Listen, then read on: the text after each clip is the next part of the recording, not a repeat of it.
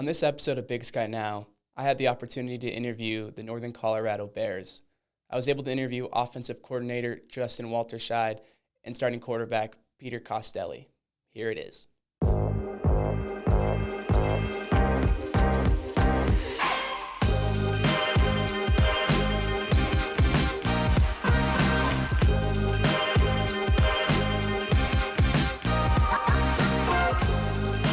I want to welcome our special guest today from the Northern Colorado Bears. I have the privilege to be interviewing offensive coordinator Justin Walterscheid and starting quarterback Peter Costelli. Let's jump right into it since I'm sure you guys are busy and have a game just in 10 days. Justin, let's start with you. This is your 17th season coaching. Walk me through your thoughts after hearing that and what motivates you going forward each year. Yeah, no, it's when you put it like that, every time kind of dawns on me, man. Like the years have gone fast, But I definitely have valued some of the experience I've gained and from a lot of the players and coaches that I've been able to grow and learn from. It has been real beneficial, and trying to pass that along to some of these guys. And we're really excited about the team we have coming back, a team that we've been able to work with now for over a year, and be in the same offense with a handful of the same guys that, with that experience, not only myself, but that experience working together is something that I'm really excited about as well. Oh, that's great to hear, Coach, especially with your experience.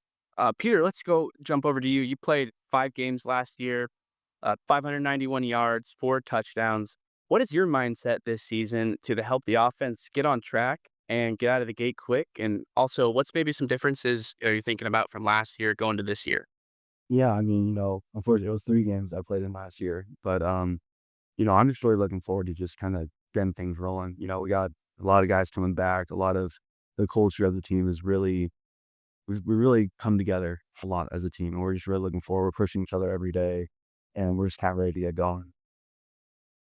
Yeah, no, we're very excited to watch. Justin, jump back to you. You were coaching for Southern Utah during those big Sky Championship runs, 2015, 2017. We saw 33 points a game, over 5,000 yards. What did you learn from those successful seasons in the Big Sky? And what are you trying to incorporate to take to your team this year? Yeah, I think when you look at football, X's and O's, they're kind of consistent through different teams, but Peter even just mentioned it, the culture is something that's important to us, and it's not something that just happens overnight. It takes work, it's a process, and building that has been organic with these guys. And so I think that's something that we're in a position now where we know each other better. We kind of know what's expected of us from player to coach and coach to player as well.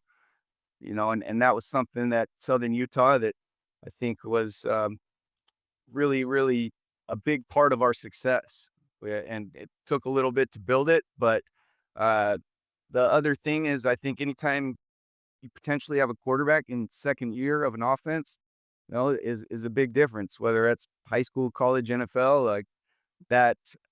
Next year is typically where I've seen a lot of the growth with guys that I've been able to work with, and those championships we had, it was in the second year with the same quarterback and a handful of same playmakers. Yeah, coach. And speaking over just about the NFL, is there anything you try to do to be different as an offensive coordinator compared to some other teams? Are you watching some NFL games, other college games, trying to see what works, what doesn't? I'm a football junkie through and through. So, yeah, absolutely. I'm watching college. I'm watching NFL.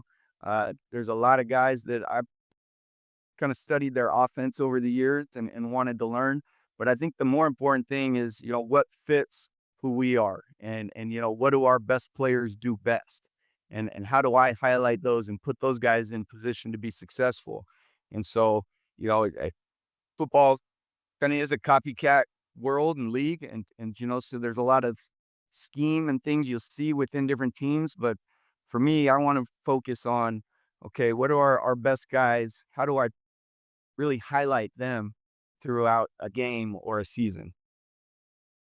Yeah, absolutely. And Peter, I'll jump over to you.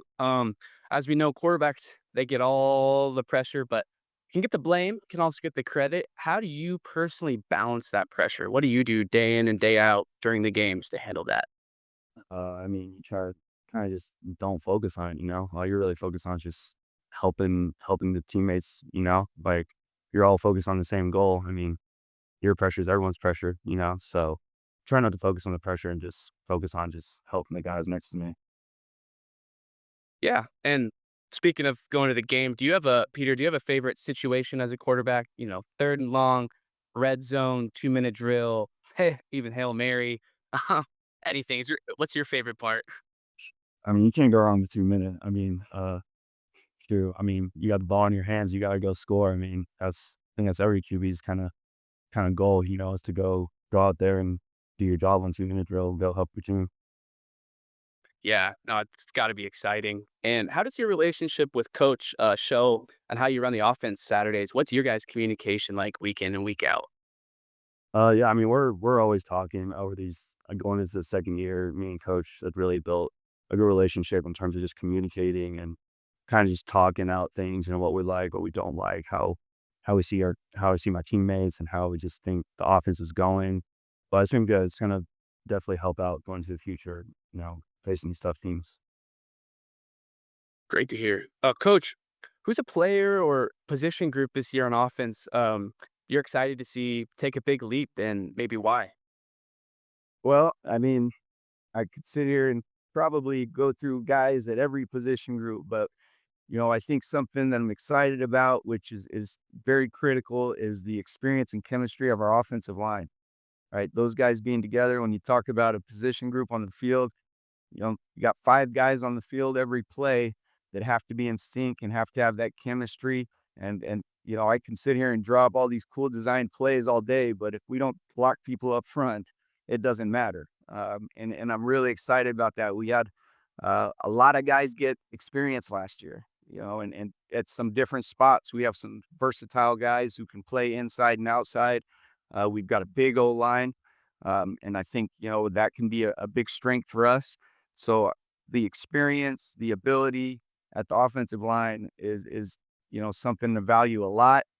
Peter's great with understanding protections and run game scheme, and so he's got good communication himself with those offensive linemen that he's been with now for a second year. So I think that's a big deal, and as an OC, gives me a lot of comfort and confidence going into it. Yeah, absolutely. I believe, the game could be won in the trenches at any level. I also believe offensive coordinators, they don't just call plays. I think you guys set an identity for each offense. How would you describe the identity in the past you tried to create or in even this year? Yeah, good question.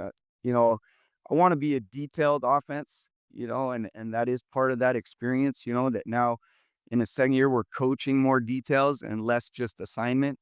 We have some base principles that is know your assignment and do your job that we kind of always lean and rely on. But I think we're going to be a physical offense. I think that's part of that size that I was talking about with our offensive line, and we've got some exciting playmakers around those guys.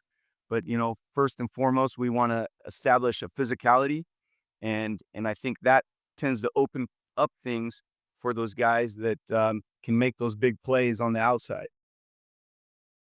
Yeah, absolutely. Now, Peter, let's jump over to not thinking about football for a second. What's something you do outside the sport that kind of helps you reset, get away from the game for a sec, and naturally go into Saturday feeling good? Yeah, I'm a nerd. I'm a big nerd. I'm a video game guy. Freaking watch TV. So that's just my kind of way of just kind of going away from football, resetting the mind, and kind of refreshing everything. I'm with you as well. Huge nerd here. I'll put my hand up. Coach, I was doing some research and I have to ask this question as a diehard Denver Broncos fan. You participated in a preseason camp with them. Can you just tell me what that was like and what experience you got there? It was a great experience and feel very blessed and fortunate to have that opportunity. Um, you know, uh, Coming from a football family, my dad played in the NFL for years, and it was always a dream of mine and a goal of mine. And got a chance to put a helmet on and do some of those things. And I just I love this sport. I love this game. I love the brotherhood and the fraternity of it, and have met so many great people along the way, including the stops in Denver. And it's just cool to see guys that you meet throughout this sport and where they go and when you run into them later in life. But I was from Grand Junction High School and got a chance to come back in home essentially, and now as a coach, but also an opportunity at the next level. So it's something that I value and was blessed for the opportunity to do. But didn't want to spend too much time trying to make that work because it might have held me back from getting my coaching started. So that's kind of what led from one to the other. I don't see myself doing a lot of other things outside of family and football. Absolutely. It's a great recipe, coach. So either of you can feel free to jump in on this one. As you both know, Big Sky teams are known for their defense. It's can be challenging to game plan, I'm sure, coming up to Montana, California, any state, you name it, with the Big Sky teams. What do you guys do to try and find an edge at the high level competition of the Big Sky? I mean, I mean, it's football. You got, especially this league. I mean, every team, and what's kind of cool about what happened last, not with our situation, but just the Big Sky in general, is any team was beating any team. And so I think we just kind of go into that mindset. Just you take one game at a time, and you bust your butt, you work hard, you study film, you just go out there and try to win the game. Absolutely. Sounds like you're definitely a gamer. And here's a fun one I got for you guys. Coach, if I asked your quarterback what the hardest part of understanding your offense is, what do you think he'd say? Ooh, well, that's a good question. The hardest part, probably, dealing with me has got to be one of the hardest parts, to be honest. And what I'm seeing and maybe understanding where I'm coming from with things at time. But that's again where that experience and being in the second year, I'm sure there's days Pete gets sick of me, but we've got such a great relationship. That we can be very open and communicate with each other because of that. And so that's kind of that day in and day out process of working together and building it. And hey, what are you thinking here, coach? What are we trying to get done? And making sure that I'm communicating those things openly and consistently with him. Absolutely. Peter, is that true? Yeah, go with that. Well, fair enough. All right, guys, I'm just gonna wrap it up here with one more question. Want to thank you again, Coach. When you're game planning, what position group kind of gives you the most headache, or what can be hardest when you're looking? Is it corners, linebacker defensive linemen, even the safeties? What's tough? I mean, and that's in the Big Sky. There's some really, really talented guys all over the place, right? And identifying those guys is critical week in and week out because they're not always in the same position. And we've got to make sure that we're attacking defenses efficiently and smart. But I would say up front, the D line, specifically like an interior D line, whether it's pass or run, and you get push up the middle, or you get guys coming through with quickness. There's not a lot of things you can do to get away from that guy right over the ball, whether he's a nose or a defensive tackle. But faced some good ones over the years in different forms. Some big, strong guys and some real quick guys that get good leverage. But that position has definitely been hard to scheme around or try to defeat when they're really kicking butt inside up front. Yeah, and how about you, Peter? Is it those trash talking corners, or is it like you said, like Coach said, those linemen up front? What kind of gives you a headache sometimes and makes it a little bit more difficult when you have to make sure you game plan against? I mean, it's just try not to think too much about the player and just worry about the scheme. I feel like it's more of a, and then focus on the player, but more focus on what the D coordinator is kind of throwing at you and what you kind of have to deal with going into the game. So that's how I think of it. Yeah. Well, it sounds like you two definitely are thinking on the same head. It's going to be awesome to watch you guys this year. I'm more than excited to watch first game August 30th at Chad Run State, or it's actually at home for you guys in Greeley. So once again, I just want to thank you both for joining Big Sky Now, and good luck this season. And hopefully we'll have another interview down the road. Would love to do that. Yeah, dude, thank you. Luke, appreciate it. Let's go Bears. Go Bears.